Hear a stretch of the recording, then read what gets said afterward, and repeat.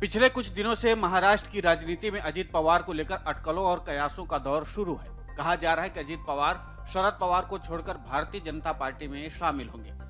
इस बाबत शरद पवार और अजीत पवार ने स्पष्टीकरण भी दिया था। अजीत पवार ने कहा था कि वो आखिरी सांस तक एनसीपी में ही रहेंगे। वहीं शरद पवार ने भी कहा था कि अजीत पवार कहीं नहीं जा रहे हैं। बावजूद इसके मीडिया में चर्चा थमने का नाम नहीं ले रही है। कुछ दिन पहले अजीत पवार ने एक इंटरव्यू में कहा था कि वो मुख्यमंत्री बनना चाहेंगे। कुछ दिनों की शांति के बाद अब मुख्यमंत्री एकनाथ शिंदे गुट के नेता संजय शिरसाट ने एक अहम बयान दिया है। उन्होंने कहा कि कुछ दिन बाद सब लोग देखेंगे कि अजीत पवार कहां है। अजीत पवार तन से भले ही एनसीपी में हैं या एमवीए में हैं, लेकिन मन से वो कहीं और हैं। संजय शिरसाट ने कहा कि मुझे लगता है कि आज सबसे ज्यादा तकलीफ में अजीत पवार होंगे। एमवीए की सभा में अजीत पवार के लिए कुर्सी रखी जाए या नहीं, इसको लेकर के काफी असमंजस है। इसके पहले जो कमेटी बनाई गई थी उसमें भी उनका नाम नहीं था। अजीत पवार शरीर से भले ही एमवीए की सभा में हाजिर हों, इस बात का भी खुलासा आने वाले 4 दिनों में होगा। संजय शिरसाट ने कहा कि अजीत पवार फिलहाल सभी मामलों को मुस्कुराते हुए डील कर रहे हैं। इसका मतलब है कि उनके दिमाग में कुछ और चल रहा है और वो 100% कोई बड़ा फैसला लेंगे।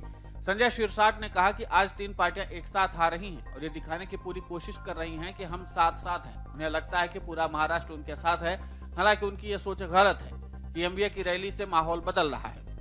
वहीं शिवसेना प्रमुख ने मुझसे कहा था कि भीड़ तो थी पर वोट क्यों नहीं मिलता, इस पर ज्यादा ध्यान देने की जरूरत नहीं है। संजय शिरसाट ने कहा कि सभा की वजह से ज्यादा धूल तो नहीं उड़ेगी और अगर उड़ी तो थोड़ा बहुत हम पानी उस पर फेंक कर शांत कर देंगे। संजय शिरसाट के इस बयान से राजनीतिक हलकों में एक बार फिर से ये चर्चा शुरू हो गई है कि अजीत पवार बीजेपी में शामिल होंगे या एनसीपी में रहेंगे।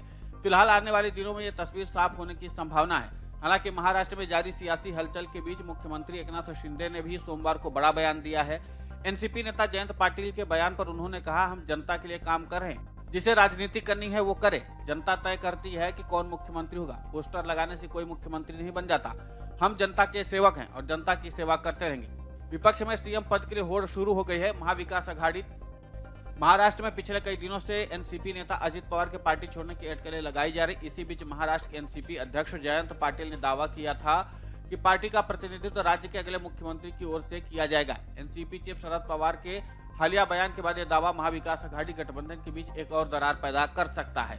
पाटिल ने कहा कि शरद पवार के नेतृत्व में एनसीपी तेजी से आगे बढ़ रही है और पार्टी महाराष्ट्र प्रमुख की ताकत को बनाने के लिए अन्य सभी दलों से आगे निकल जाएगी। सांगली के इस्लामपुर विधानसभा क्षेत्र से विधायक पाटिल ने कहा था कि वर्तमान में महाविकास अघाड़ी और एनसीपी को राज्य भर के लोगों से भारी समर्थन मिल रहा है। संतोष इस बात का है कि महाराष्ट्र का अगला मुख्यमंत्री एनसीपी से होगा। यह अब लगभग सभी लोगों ने स्वीकार कर लिया। हमारी पार्टी तेजी से आगे बढ़ रही। मुझे विश्वास है कि एनसीपी प्रमुख के नेतृत्व में एनसीपी भविष्य में राज्य की सबसे बड़ी पार्टी के रूप में उभरेगी। वीडियो डेस्क अमर उजाला.com। मन से उजाला कर चले, मन से